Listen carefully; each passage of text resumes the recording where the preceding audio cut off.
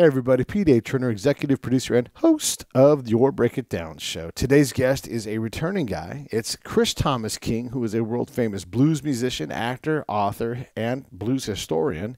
He's been on, I think this is his third visit to the show. Now, if you're not sure who Chris is, you've absolutely seen him. If you watch the movie Oh Brother, Where Art Thou?, he was the accompaniment, the guy they picked up at the crossroads, a la Robert Johnson, which is apropos because Chris is one of the preeminent blues musicians in the industry. He's won multiple Grammys and leads the way with what the blues are and were. He's also a recognized historian. The Smithsonian references him when they want to understand the blues, partly because he's a multi-generational blues musician.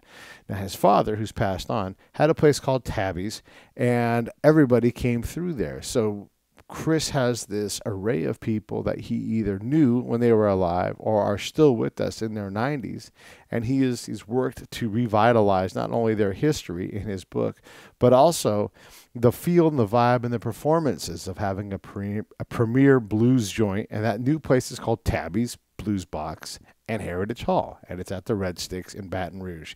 If you go to Baton Rouge, you have to stop there. If you go to New Orleans, take an hour-long detour and get over to Tabby's and check it out. You will see some world-class musicians. Trust me, Chris knows how to do this. If you ever get the chance to see Chris live, whether he's touring with Lackawanna Blues, the one-man show that he plays music for, or any of his live musical events, you should absolutely do that. He's a wonderful dude, and I vouch for him 100%. I've come to know him a little bit, and I can't say enough great things about the work that he does. Okay. That aside, hey, if you love what we do, here's how you support us. Go to the main page, buy a shirt, send it to someone, subscribe, tell a friend about it, share the posts. All of these things are ways to help. As we all try to figure out what's next in life, that's one of the things that really helps. If you're already doing these things, I appreciate it. We post things all the time. All I'm asking is that every now and then, you repost one of the show episodes or get someone to subscribe. Really, that helps. All of these things are enormously beneficial. All right, one more thing. You know what I'm going to say next. Save the Brave. SaveTheBrave.org. We're doing big things, getting more and more tied into other people, events, fundraising things, and the charity is going well, and that's partly because of your guys' support, so thank you so much. If you're interested in helping, let me know. Pete at BreakItDownShow.com. I'd like to get you involved. All right. Here comes Chris Thomas King. Lions Rock Productions. This is Jay Moore. This is Greg Proops. This is Jordan Harbinger. This is Dexter from The Offspring. This is Nathan This East. is Sebastian Younger. This is Rick Marotta. This is Stuart Copeland. This is Mick Gillette. This is Andy Summers. Hey, this is Skunk Baxter. This is Gabby Reese. This is Rob Bell. Hey, this is John Leon Guerrero. Hey, and this is Pete A. Turner. This is Chris Thomas King, and you're listening to the Break It Down Show. And now, the Break It Down Show with John Leon Guerrero and Pete A. Turner. Yes, indeed. Chris Thomas King is the king of New Orleans blues, the now proprietor of Tabby's Blues Box and Heritage Hall, which is the famous juke joint that was owned by his father. Is that right, Chris? That's right. So tell us about that mission, because that's a new one for you. Yeah, well, this is... the name of the venue is Red Stick Social originally, and it's been open now about 7 months. And I came in as a partner and owner recently, and we this venue happened to be, it's a restaurant entertainment venue. It happens to be just down the street from where the original Tabby's Blues Box once stood, and so it was a great opportunity, and I'm very excited about getting Tabby's reestablished there. So Baton Rouge has a new joint, and it seems like it's going to be terrific. And how long has it been open? It opened over the summer, like around July of 2019. Oh, so my goodness, it's been open for a minute. Open about 6 months. Okay. And so how are things? Are things shaping up exactly as you had envisioned? No, not quite. No, not. I wouldn't say it like that. But I would say things are shaping up. This area that the club is in, like I said, the original Tabby's opened there in 1979, and it was raised by the city around the year 2000. My father, Rockin' Tabby Thomas, for people that don't know, was a blues musician and recording artist. He recorded for Excello Records, same label that recorded, people like Slim Harpo and many others that did like Louisiana blues during the 50s and 60s. And he was a juke joint owner, basically. During the latter part of his career, he was most famous for kind of resurrecting and kind of inspiring a new generation of Louisiana blues musicians. And he had that club for about 25 years. So that's where I learned to play. That's where I learned everything I knew about the blues and was initiated there and that type of thing. And so ever since he closed that place, and then my father since passed away, but ever since that place closed, I've always been working toward and looking for opportunities to revive it. So when this opportunity came along, I was ready for it. And the thing about the Red Stick Social, the website for the club is redsticksocial.com. And we're in the process of installing artifacts from the old club that we were able, that I saved, some emblems, from my dad. Possibly his guitar will be encased in there. We have some images of myself and some things over my career in there and stuff like that. And like I said, it's a restaurant. It's a 5-story building. I mean, this was a $6 million project, so this is like it's not your grandfather's juke joint, so to speak, Wow. It's a 5-story building with a rooftop bar and a rooftop patio. It has bowling alleys. It has bowling lanes on the second floor. And, it's full restaurant, the music venue. The only issue that I really have that is throwing me off a little bit is this was a 100-year-old electrical plant that was renovated with tax credits and things. It's in what we call these days a historical district, an impoverished area, but people would call this gentrification.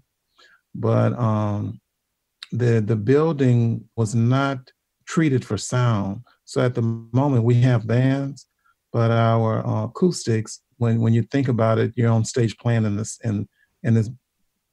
fabulous brick and iron and all that kind of stuff there. It looks nice. But the drummer is echoing all the way up 5 stories to the roof, and it doesn't sound that pleasant. It's not as to treat the building for acoustics, to improve those acoustics. It's very expensive.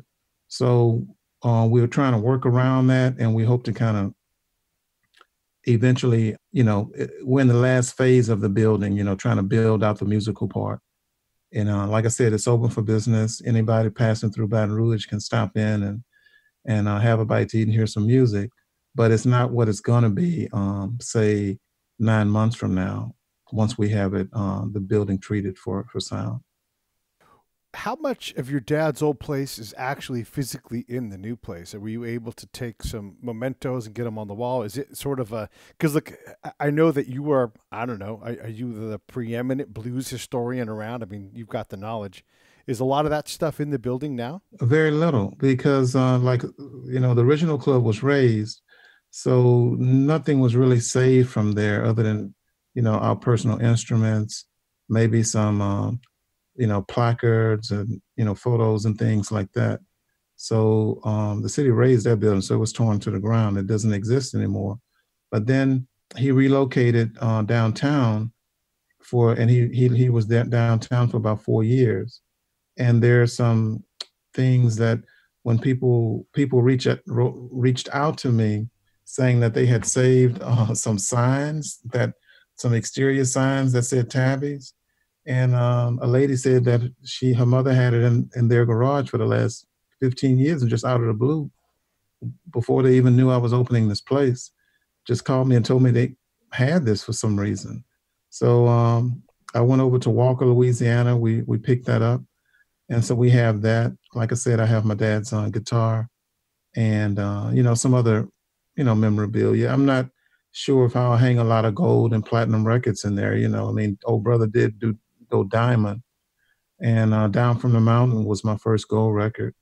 And, so I'm not sure if I'll go that route or put, awards like country music awards and all that kind of stuff in there, or Grammys or something.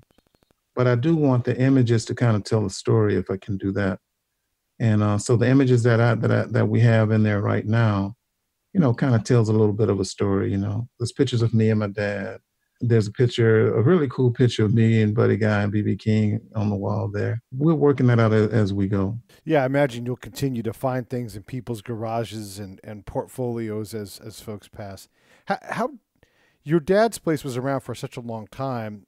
Surely the performers there a lot of those were old timer guys. How far back does your immediate experience with those musicians go? Like you're just, because of what Tabby's was, you must be just deeply steeped in the history and the tradition of that whole the whole genre. Well, I think as far as Louisiana blues go, ostensibly anyway, it goes back to the 1950s, ostensibly, that is what the public believes, that, the blues started in the Delta, and then later on, you got Louisiana blues musicians like my dad. So they see my dad as kind of being a pioneer of the Louisiana blues. And a lot of people just believe it started right there with him and Slim Harpo when they started making records in the 60s for Excello Records. But obviously, Louisiana blues goes back a lot farther than that, the real story. But so my original absorption of the music and everything and the culture was just the musicians who were immediately playing at the club. People like Henry Gray, who is 95 years old right now. He's not doing so well, but he's 95. He's still with us. Piano player who played with everybody. He moved to Chicago for many years and played with a lot of people. And then, he relocated back to Louisiana. Silas Hogan and Guitar Kelly, guys who also recorded for Excello, and they also recorded for our Hooley Records. And, there's Clarence Edwards and, the Neal family, Kenny Neal, Rayful Neal, and a whole family of musicians there. And I could name quite a few others, but yeah, these were musicians who weren't connected necessarily to the early roots, I would say, directly. At least we didn't think about it that way back then. But now that I've gotten older, and now that I look back and have learned and traveled and stuff, I can see the roots and the deeper connections. But at the time, we were just having too much fun, and just the original Tabby's Blues Box wasn't really it wasn't a museum or anything like that. It was a real juke joint that people danced and drank and partied and had a good time in. So it was really all about Saturday night and Friday night. As entertainment evolves, are you finding the audience now, a generation later, is embracing the entertainment that you're putting forth? I mean, aside from the bowling alley, do they get the blues? Is Baton Rouge embracing the blues the way you want? No, I mean, here, what it is that I think when we announced that we were gonna revive Tabby's inside of Red Stick Social, I was quite surprised at the immediate response. I mean, it kind of blew up social media. The local news cameras, came out we released our press release, and about 2 hours later, there were news cameras, in front of me wanting to do, some live shots for the evening news. I mean, it was a kind of a big deal because my dad, it reverberated around Louisiana, from New Orleans to Shreveport, because my dad was beloved by people, and people saw him as a cultural icon. The way that maybe Dookie Chase is thought of as a restaurant operator and chef in New Orleans. The late Dookie Chase. Right. My dad had that same kind of reverence. Reverence. People. He was beloved by people. And so people were very excited about it. So we captured the public's imagination right away. But then the reality of we were thinking about having a soft opening and just kind of easing into it. But the public expectations for what we're doing is probably put a lot of pressure on me, So the blues business is not, we don't have the kind of built-in audience that we might have had, back in, say, the, 80s or whatever, because just guitar music in general is not, the most popular music, no matter who you are these days, let alone, blues guitar music. And the blues is, no doubt about it, the guitar is the most dominant instrument in blues these days, and has been, since the late 50s and 60s, 70s, Sure. And a lot of young people, say college age people, they are not as aware, or connected, to this style of music. And but if they're exposed to it, once they come into the club and they hear it, of course they're gonna dig it. So it's gonna take, it would be one thing to move from one venue to another one, without a lot of time down. But Tabbies have been going off the scene for, since, almost 14 years now. Yeah. So we've lost a generation, but there's a lot of people who remember the original Tabbies who, are fans of mine and, just like to have a good time and like live music. And that's who we're going to cater to. Well, that's terrific. I'd really like to see the place succeed on the resurgence of live music, because we're seeing a little bit of it here on the West Coast, over in Oakland, down where Pete is in Los Angeles. There are venues that are coming back, and that vintage is being appreciated. So, I hope you see the same resurgence, and that you're, as the custodian of live music, as one of the custodians of live music, that you succeed and succeed gloriously. Yeah, I mean, I think we're going to be fine. It's just I'm a perfectionist, and so I've had my own recording studio, for a very long time. I'm meticulous about sound and audio and stuff. So there's a high bar that I have that I'd like to reach with the place. But most joints are not pristine. The sound is whatever. You might have a leaky roof and you just put a bucket up there or something. That's the history of jug joints. You just get some duct tape and make it work. The challenge with this place that I'm finding is that we're in a historic building, so there's limitations as to how to you just can't go in with a hammer and a chisel and start nailing into the historic walls. You know what I mean? There's it's kind of complicated when you're in a historic building and you're trying to preserve that building aesthetics. But at the same time, you need to run some wires through it, or you need to tear out a wall or whatever. There's just a limitation of I have to work within the frame of what's there. And and as far as the acoustic treatment, it could run anywhere from 50 to 75 grand. That alone, is kind of not normal juke joint type of budgetary things, you know what I mean? Yeah.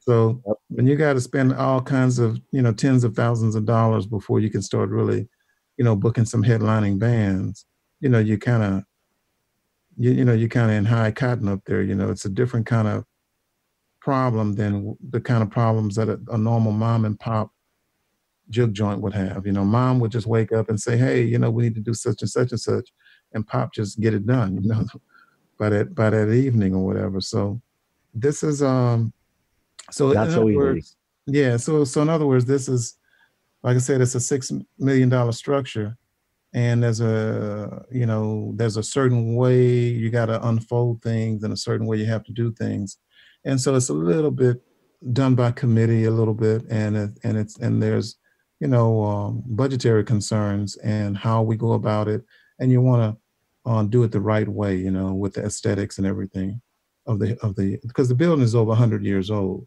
and that's for America. That's an old building. Yeah. Yep. Yeah. No doubt about it. And it's been zoned and deemed historical, so we can't just do whatever we want to do to it. How involved are you with the process of building out the kitchen and the menu and all those things? Do you care about that at all, or are you focused on the music part? No, we have a chef that handles the kitchen, and I try to keep. I'm not a food critic, so I try to stay in my lane. Yeah. But at the same time, I don't want the chef. The chef stays in his lane. You know what I'm saying? So I'm the music vision and create and the creative or the curator, so to speak, of how we're going to pay tribute to the neighborhood, pay tribute to my dad's legacy, to my legacy, and the kind of acts that we'll be booking, and the kind of music, and just kind of the way we're going to try to present the music part. Yeah. And I'm happy about that because I have other things that I'm doing. I have other, you invest in and you're trying to spread yourself too thin, but at the same time, over those last 14 years or so, there were many opportunities for me to open a jug joint or open a nightclub, and do something on a smaller level. But the difference with doing that is that I did that for 25 years with my family. I know what it takes, to run a jug joint. My dad used to play at his place every Friday night, and then other times during the week. Matter of fact, I had to play all through the 80s. I played at Tabby's. I mean, I hardly ever had a night off because it was a family business. And if a drummer didn't show up, I had to play the drums. If the bartender didn't show up, I was behind the bar. And I didn't want to put myself into a situation where I'm trying to run a mom and pop in 2020, because mom and pops just have a difficult time these days. It's, so I'm happy to be able to go do movies, to go on concert tours, and to continue, to do the things that I need to do travel-wise and stuff like that, and not have to be managing a place, 24/7. I didn't want to put myself in that situation. So that's another reason why this was a perfect investment for me. Yeah, you are a busy guy, and I want to get into some of the things you're also working on besides this, but you're right. It's easy for you to get fixated on the sound and on the acts that are going to come, and of course we're going to have Buddy Guy. Let me get on the phone. Next thing you know, you're booking all the acts for the whole year. It's a super sticky trap on the music side of it. But who do you want to have come in? What are some of the names that we would recognize from the blues world? I'd love to see, Marsha Ball on stage. I'd love to see Shamika Copeland. Oh, so many, Joe Louis Walker. I mean, and then, Kermit Ruffins, the New Orleans guys, just good music, really, whether it's, all kinds of roots music I would love to cater to, but just good music. And if there's great jazz, blues, a lot of these terms, marketing terms we use for this music is kind of here nor there with me, but basically just really good music. There's clubs that I've played over the years, like Blues Alley in Washington, D.C. There's Jazz Alley in Seattle. There's Yoshi's out in San Francisco. There's also a chain of clubs called City Winery. You can't reach those levels overnight. Those venues have been around for decades. Right. And, they're the kind of places that have been able to attract, musicians of the highest caliber. They create an environment that those musicians are comfortable in. They know that the musicians are not on the stage competing with ESPN or whatever. These are the kind of venues where you politely ask the audience, not to film, or where you're hoping that the audience is kind of more involved with the music than their cell phone, so to speak. Snug Harbor in New Orleans is another venue. So these are some of the type of venues that, in time, I would like to see us, reach that kind of level and attract those kinds of artists. But I know it's going to take time. Right now, we're hoping we've been booking mostly just local music. Right. We don't charge a cover because, like I said, the acoustics are not ideal. But what I plan to do, we haven't really had a grand opening yet. and we've been kind of quiet about what we're doing. But I'm hoping that when the weather breaks this spring, I'm trying to plan because we have a really nice uh, uh, what would I call it? Like kind of a garden or an outdoor grassy area outside the club. The club is fenced in, and there's like 6 or 7 restaurants. It's called Electric Depot, the whole setup. And Red Stick Social is the main entertainment hub. But, there's another building next to it that has some apartments, has a coffee shop down there. They're opening a taqueria. They're opening some kind of Japanese ice cream restaurant or something. So it's a place where you go, and then there's lots of different things to do once you get there. And then there's a grounds or a grassy area that connects it all. Sure. And out there in the spring, I plan to do an outdoor stage and do some of my performances with my road band there, and invite some people there and try to create like maybe one night a week. I don't know if that'll be a early Friday evening or early Saturday evening where we do an outdoor concert series. And that way I can get around the indoor acoustics, Right. So, we kind of have an after jam or, local band, kind of play into the night inside after the outdoor thing has been finished. But my idea is to have some outdoor stage shows there during the festival season, like during the blues festival here, during jazz festival. And eventually when we get our acoustic treatment done, we'll start moving those things inside. I want to point our listeners real quick, because you're talking about a lot of things and there are visuals. If you go to christhomasking.com, go to the blog news section and you'll see some pictures of the venue, and it's really beautiful.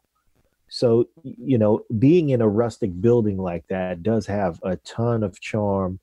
And really, I mean, the way that you describe those venues is perfect. And I would add that it's a place where music lovers go to listen to music, and everybody tends to be very respectful of the artist, and it makes it for a special experience. And really, that type of experience is easy to imagine in this location. So I'd like just our listeners to go to christhomasking.com and read every word on all those pages. But go to the blog news tab and you'll see pictures of Red Stick Social. You see the indoor stage, and you see that outdoor grassy area that you talk about. I live in a town in the Bay, about half hour out of San Francisco, and I go to Yoshi's a lot for that experience. But we also have a venue out here that does an outdoor concert series when the weather's nice. And I hope that Baton Rouge embraces what you're delivering there, because it's really a special experience to get music outside, as you know, and I hope that everybody there will go and enjoy that, and that audience will grow over the years. But there's no reason for it to be tremendous in that first year. And as you start to see that happening, are you sort of setting the table so that you stay home more? Yeah, I mean, I haven't played there yet, but like I said, but it can, I'll be playing there several times a year, I mean, no doubt about that. But once we get it, like I said, once we get the acoustics together, I'll probably, on just about any night, even if Shamika Copeland's in there, if I happen to be in town, who knows what might happen? I might hop on stage if she'll let me. And who knows, here's the thing. I grew up around there. I mean, there's a lot of poverty in South Baton Rouge, The history of Red Stick Social is located in a place not only down the street from where the original Tabby's was, it's like located on 15th Street. Tabby's was on 13th Street. So this is a neighborhood right by the train tracks that I grew up throwing rocks at that train as a little boy. I mean, I walked those streets, for years with my guitar on my back, going to and from the blues box. So this is my neighborhood. And, I've always looked for a way to try to give back, to try to, do something positive. And I think it's important to keep those stories alive. And if you're in a position to do something to tell those stories, and to not just let that rich culture just be forgotten, because that's what happens if nobody continues it. And it's just one story. I mean, there's others, there's other people, that are from that area that probably have their own unique thing that they can contribute, an art gallery or who knows what.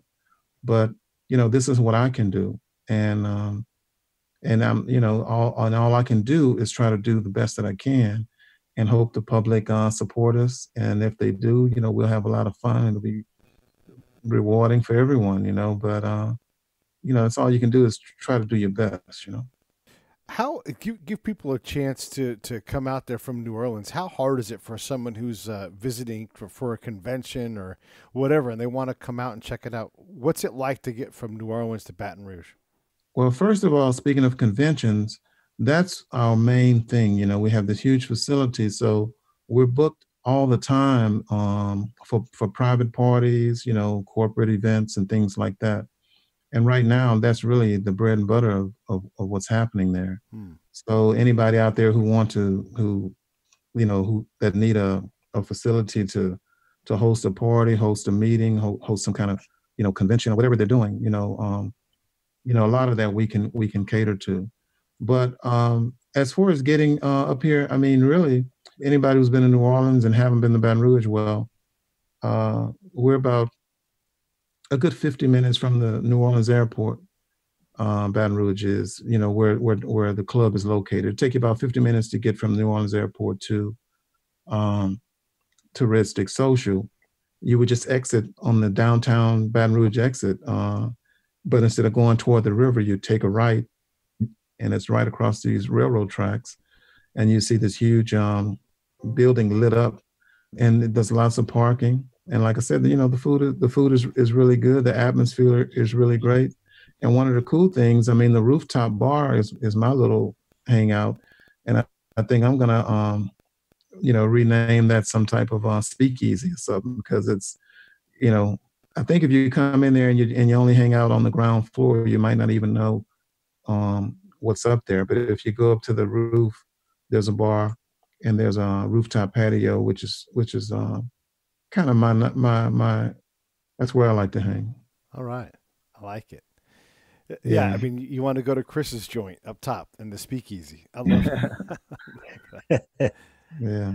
Hey, you do keep busy. I wanted to ask you about, I know you're working on a book. You're always on the road. You were I saw you in LA doing the one man and accompaniment play that you did. Tell us what's going on with you right now, other projects. Hey, this is Pete A. Turner from Lions Rock Productions. We create podcasts around here. And if you, your brand, or your company want to figure out how to do a podcast, just talk to me. I'll give you the advice on the right gear, the best plan, and show you how to take a podcast that makes sense for you, that's sustainable, that's scalable, and fun. Hit me up at pete@breakitdownshow.com. Let me help. I want to hear about it. Tell us what's going on with you right now, other projects. Well, speaking of that play, let's deal with that. Lackawanna Blues. Fantastic. Yeah, Lackawanna Blues. Yeah, we did that, and you saw that out in Los Angeles. We were out there for a few months, almost 3 months in LA, doing that play. Well, we're going to take that play on the road to New Jersey this summer. In June, we open in New Jersey at a theater there, and we're also going to spend the month of July in downtown Boston at a theater in Boston. So that play is up and running off Broadway. And so I'll be doing that all summer. Let me just say this, jump in here real quick, because what the audience needs to know is that it is an incredible show. You play the guitar and sort of tell the sonic part of the story. But, and I don't remember the guy who it's his show, but he must play 50 different people on that show. And it's just fantastic. If you guys have a chance to go see it, you absolutely should, because you won't regret it. It's such a fantastic. It's just I can't say enough good things. It gets my highest endorsement. Yeah, thank you. We'll be at the Two River Theater with Lackawanna Blues in Red Bank, New Jersey, and those dates start June 6th and runs through June 28th for the whole month of June. And it's not on my calendar just yet, but the whole month of July we'll be in Boston. Wow. Yeah. And, between that, I have some dates coming up with my band. Next week we're in Pensacola, Florida at the Vinyl, a theater there. And Jazz Fest, anybody who's coming down to Jazz Fest will be at Jazz Fest May 2nd. So in New Orleans. So, again, in order to be able to continue recording, acting, traveling, and doing the things that I'm doing, it's important that I decided to, revitalize Tabby's at Ristic Social with a group of partners, as opposed to, trying to do something 100%, on my own. Yeah. Well, I'm glad you're doing that because, you can get a lot more accomplished, especially when you open a place the size and scope of your place now, because you can't do it all. You can't do it all. No, not and do it not and do it right, Yeah. And so yeah. And the other thing that's going on, I mean, I'm always recording. I mean, I'm in my studio now. When we finish this podcast, I'm still mixing, trying to finish my new album, which I'm hoping to release in about the next 6 to 8 weeks. And I can't give you a title just yet, but I've recorded enough material for a couple of albums. But the hardest part is going to be, trying to, figure out, which songs flow best together and says what I want to say at this time. So that's exciting. And of course, I signed a book contract a few weeks ago with Chicago Review Press, one of the largest publishers in America. And the working title of my book is The Blues, the authentic narrative of my music and culture therewith. And it's scheduled to be released the first quarter of 2021. And they're contracted to do should be about a 400-page hardcover book. And it's actually the first authentic history of the blues, because it's the first blues history book written by an African American. And I say that, and every time I say that, I'm shocked. And I'm not proud of the fact that I'm the first African American to write a history of the blues. That's not why I'm saying that. The reason that is noteworthy is because, it made you, I heard somebody fell out over there or something. But, I dropped my phone. Yeah, it's shocking. It's shocking. Sorry. But the reason that's noteworthy is not because, the first to do. It's not about that. It's not being the first to do something. I'm actually a little bit depressed that I'm the first one to do it. When I was doing research for my book, I couldn't find any books written by African Americans on the blues. And, there's two authors, Leroy Jones, and who did a book called Blues People that was released in 1963, but it's more of a series of essays, not necessarily a history book with notations and citations and, footnotes and all of that, like my work is. And Albert Murray is also a fantastic, the late Albert Murray is also a fantastic, he's written some books that are very important, but even his books, read more like essays. They're not necessarily a history of the blues. So the story has never really been told, properly by someone who's from the culture or grew up in it. And that makes it important, because it's a counter narrative to what we have been told this music is and where we've been told it comes from. And I break down a lot of myths and fairy tales and stuff and kind of, correct the record, This is an important thing, though, because obviously you're passionate about it and you are a walking history, but it's an oral history. So getting it out, getting it cited, this is important. And then the bigger conversation can occur. You're moving the conversation to a place where now they have to deal with an actual good qualified book, and instead of just spouting off something. It's not just, this book is bigger than you, I guess is what I'm saying. And I'm sure you get that, but just thanks for writing something like this to give us all a chance to understand a real history instead of a lot of anecdotal things that aren't really tied together. it's a culturally important book beyond just your contribution to African American history and anything else. So thanks for writing it.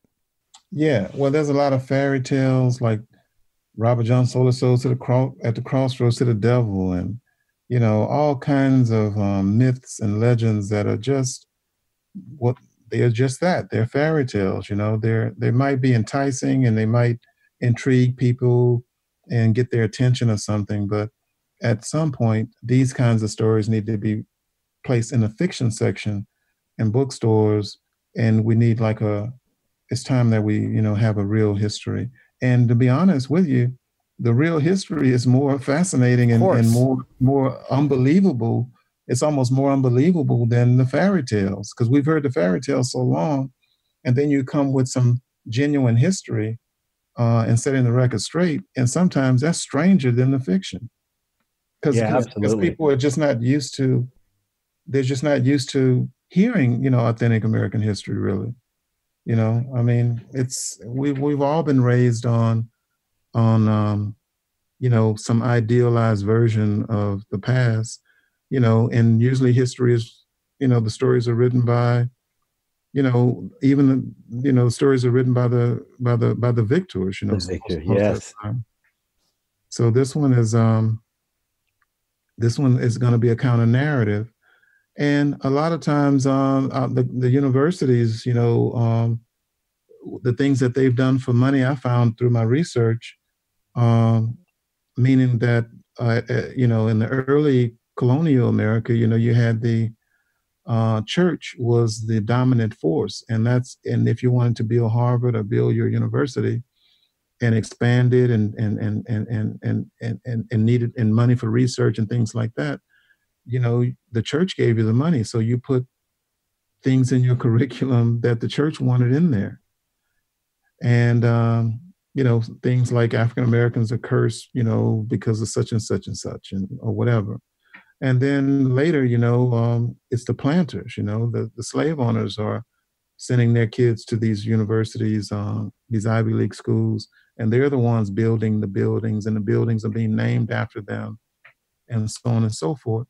And you're going to write that these people, their slaves are happy, and they do, the music they're singing is happy songs and, silly stuff like that.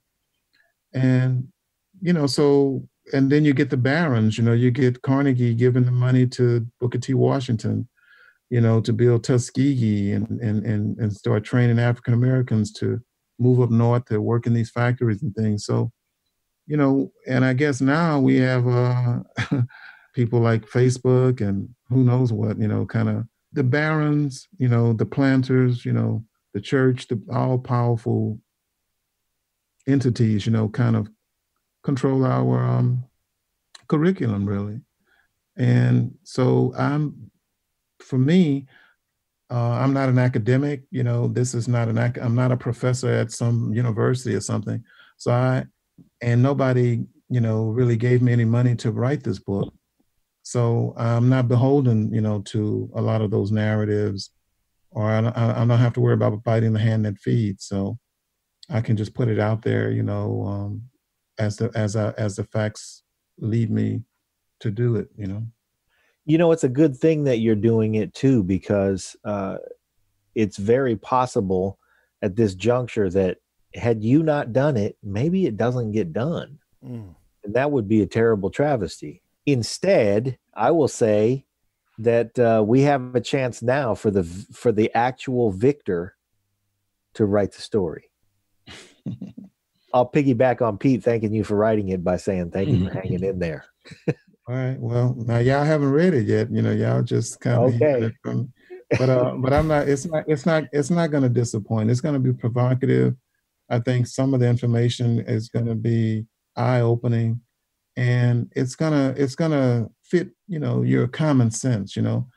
Common sense should tell anyone when they come to a blues club or a juke joint. I mean, like at my dad's juke joint on a Friday and Saturday night. The audience weren't sad and depressed and down in the dumps.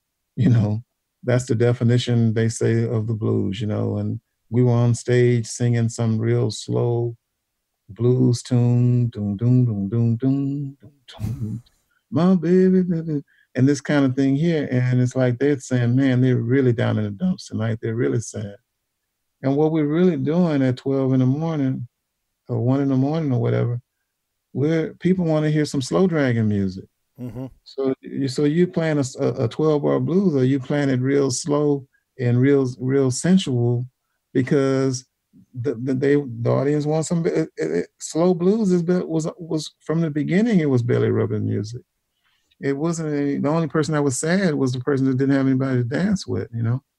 So these ideas that somehow on a Saturday night in some joint, you know, in Louisiana, everybody is sad and down in the dumps. Your common sense tell you that is ridiculous. Mm-hmm.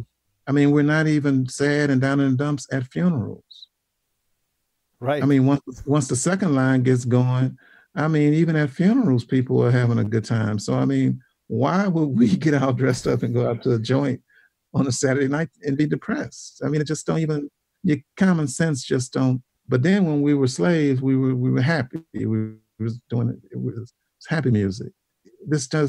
Your common sense tell you this is ridiculous. No sense at all. Yeah, but nobody seems to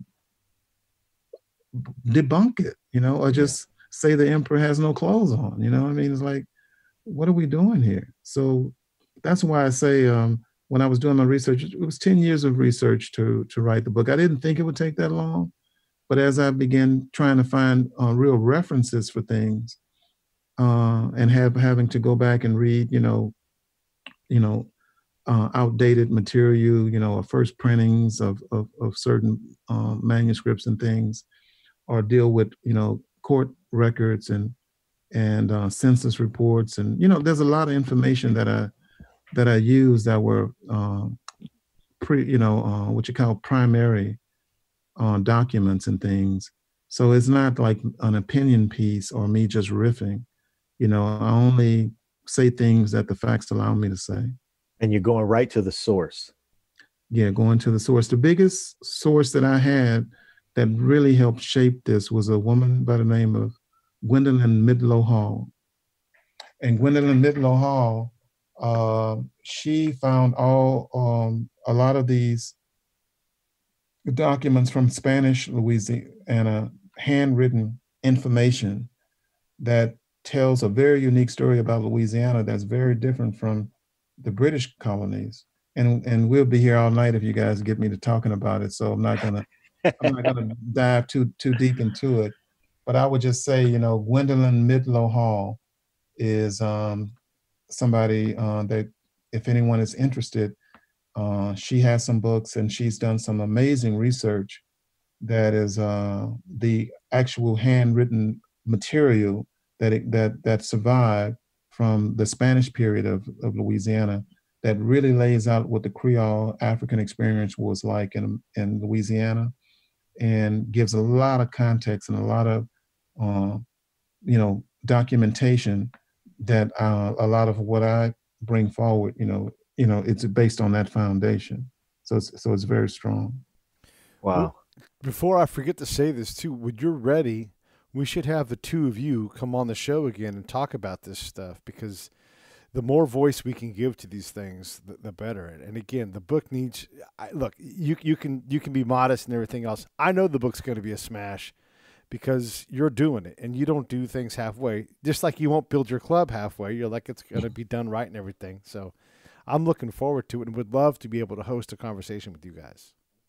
Well, Gwendolyn Midlo Hall is, you probably won't be able to do that. She's alive, but she's probably 90, 91 years old now. Yeah. But she's moved to Mexico, and I believe she lives there.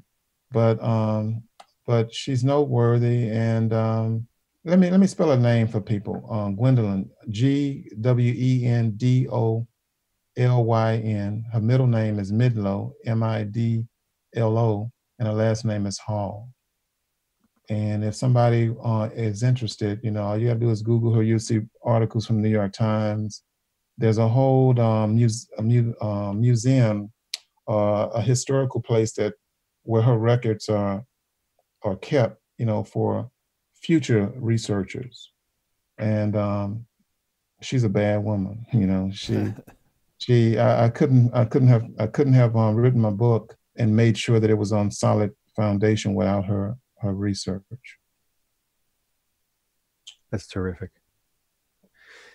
I just want to remind our listeners, you go to christhomasking.com and read all about the stuff that we've been talking about here.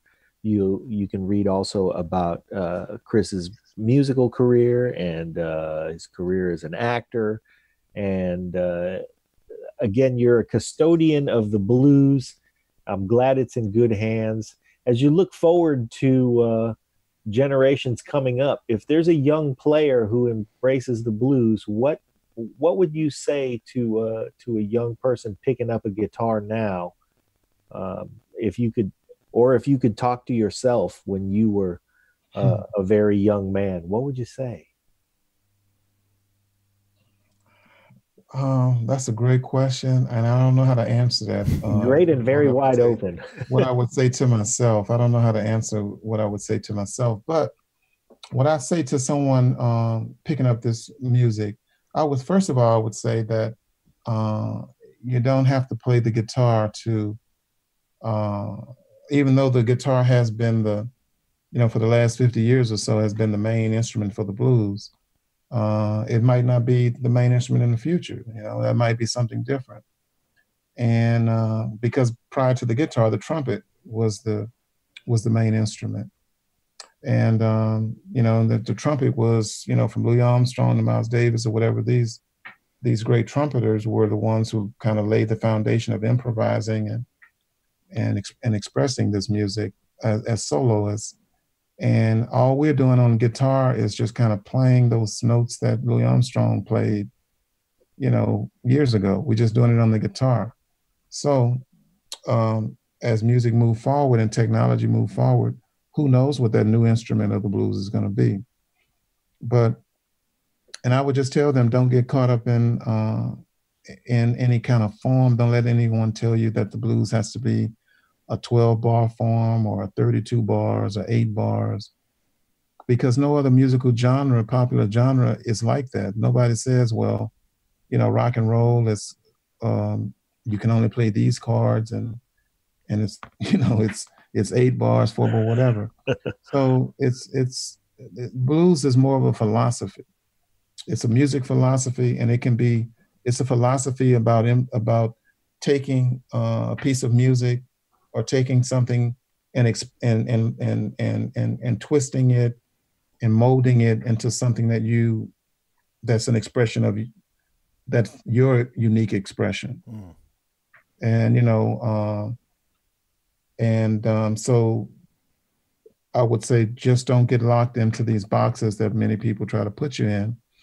And most of the great blues musicians, like Jimi Hendrix, Miles Davis, most of these great soloists, they wouldn't allow themselves to be put in a box.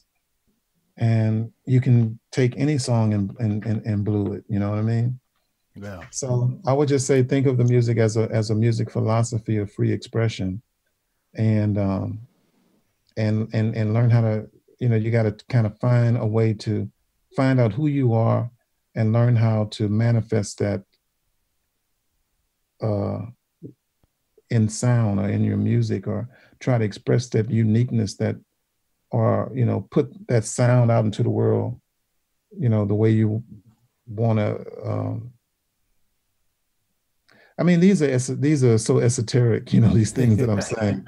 But I think if a person is a musician, I think they know what I'm trying to say. Yeah.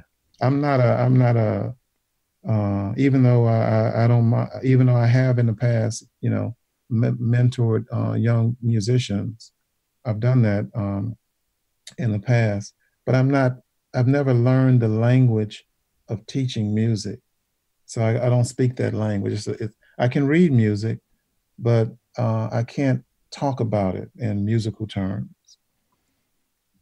I guess I choose not to do it. Right. So, you don't want to get in that box either. Yeah, I mean, there's a certain language that you hear musicians that went to Berkeley or learn music and stuff, and then they start, telling you, yeah, this is in 6/8 time, and we do. And it's like I don't even know nothing about. I don't want to know. I'm gonna if I can't feel the timing or whatever. I mean, I just don't need to read it on a. It's a. I just choose not to go there. Yeah, right. I can't express it like I'm kind of at a loss for words because Yeah. I'm just not used to that language, how I would express music to another musician. Because nobody really ever sit me down, really. I didn't take guitar lessons. I didn't learn music, learn the guitar formally. So it was more of an apprentice. You're just hanging around musicians. You go run and get them some whiskey from the store and some cigarettes, you just are allowed to kind of be in that space and absorb what they're doing, observe them at work, at play. And so it's kind of, and the older musicians, they never really talked about music.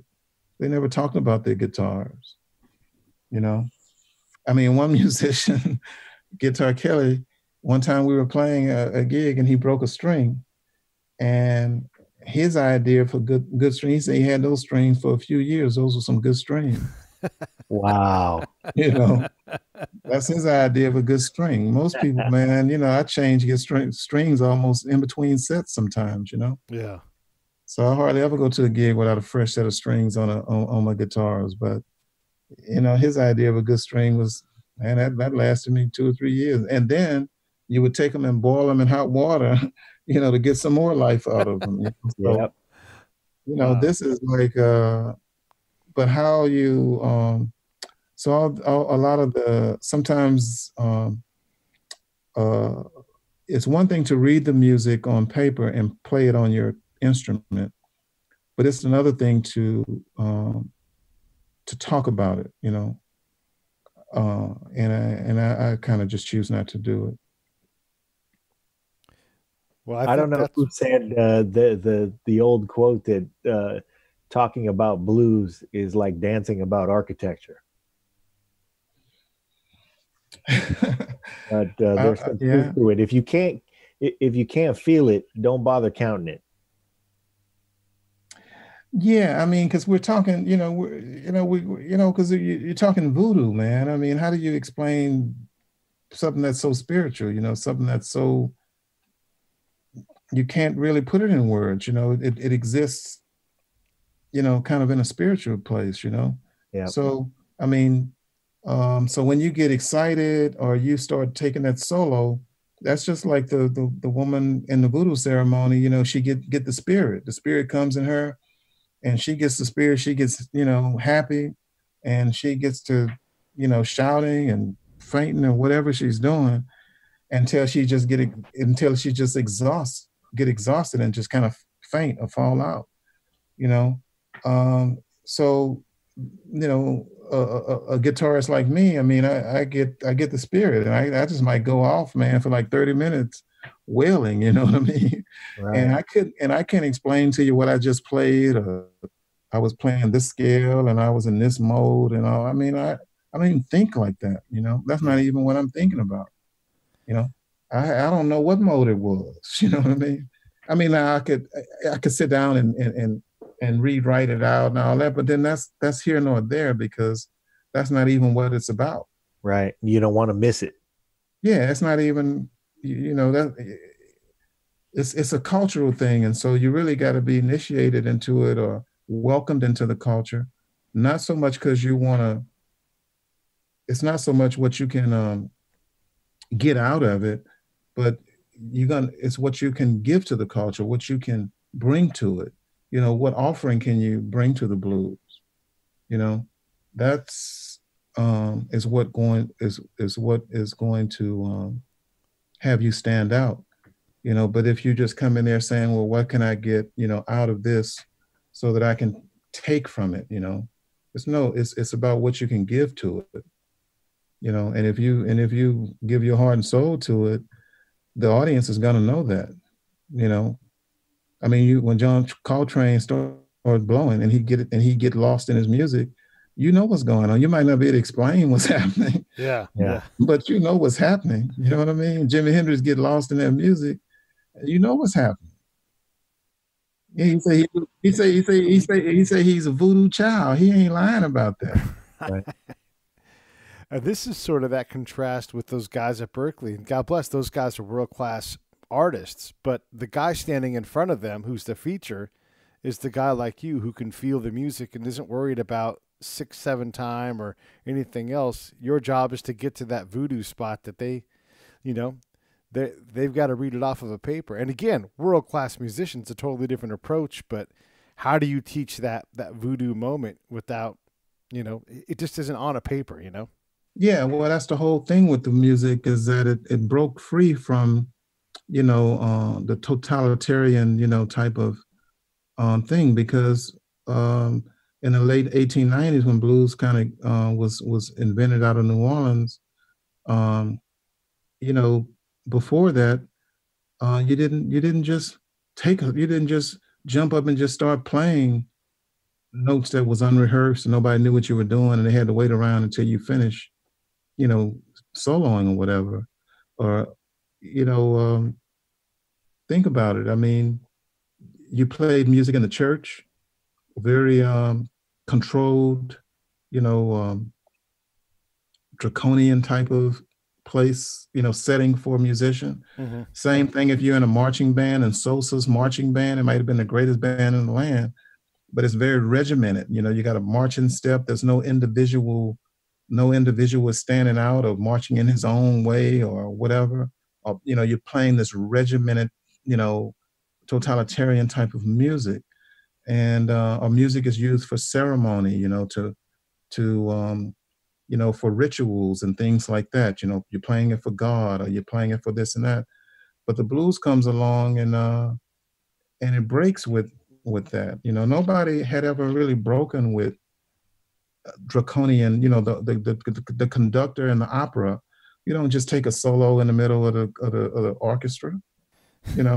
It's like, what is he playing? You might get hung or something. You'll never get on that stage again if you don't follow the strict, written, language that music is written by. And the Italians had so many different words to describe every little note and feeling that you're going to play it with, so, an obligato, and you're going to do this. And it's like, you got to learn all this language because you have to play it so precisely. And the blues just did away with that. And that's the whole point of this music, is that it's free expression, something that societies, and that's what America was born to do, is to break free of the church, break free of the king, and the draconian control, free expression. That's our First Amendment, So the blues is the First Amendment manifested in music. And so why would you try to, I know you got to try to teach it. Everybody can't grow up like I grew up. I grew up kind of unique, And so if you're from Canada or from Japan or someplace, and you're trying to get next to this music, well, you got to try to get it however you can get it. So I'm not knocking Berkeley. I'm not knocking anybody that's out there teaching music. I'm just saying that someone like myself, it would get in the way if I tried to teach it. I'd have to learn this whole new language of speaking it, and I just don't. It just gets in the way. Well, I know one place where you should get in the way of, and that's over there at Tabby's. And, it's down there in Baton Rouge. If you guys are in the area, whether you're in Louisiana or Baton Rouge or New Orleans, you definitely have to get out there to the place and check it out. And for sure, Lackawanna Blues, if it's in your city, Boston, I'm talking to you directly. New Jersey, you got to go see it. And also, hey, how about Voodoo Lounge? Great album. Like your last album was just fantastic, and I can't wait for the next one. I spin it all the time. So great. Chris is full of greatness. I can't wait for the book. And just seriously, man, thanks for taking a late night with us and spending some time, because I know I appreciate it. And I'll let John say whatever he wants to say. Yeah, I was just going to say, if you want to know about a guy who can't be put in a box,